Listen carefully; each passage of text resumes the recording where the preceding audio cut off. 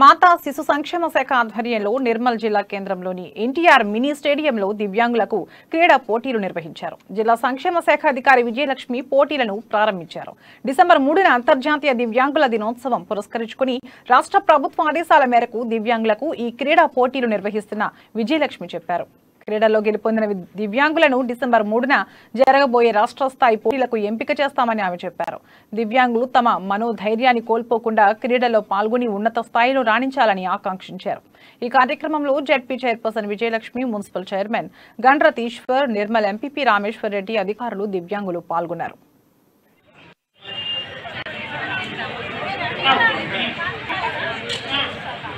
Shot put girls, junior boys, juniors, seniors.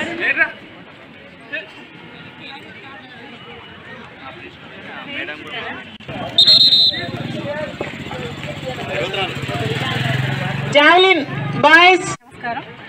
ఈనాడు December 3 నాడు జరగబోయే అంతర్జాతీయ దివ్యాంగుల దినోత్సవాన్ని పురస్కరించుకొని గౌరవ ముఖ్యమంత్రి గారు, గౌరవ కమిషనర్ గారి ఆదేశాల ప్రకారం ఈరోజు మన జిల్లా స్థాయి పోటీలను నిర్వహించడం జరిగింది.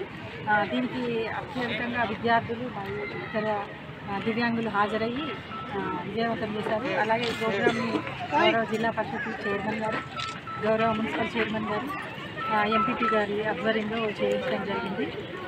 అలాగే ఈ 2 రోజులు ఉంటాయి కాబట్టి అందరూ ఇంకా ఎక్కడైనా సరే ఖచ్చితంగా పార్టిసిపేట్ చేయాలి.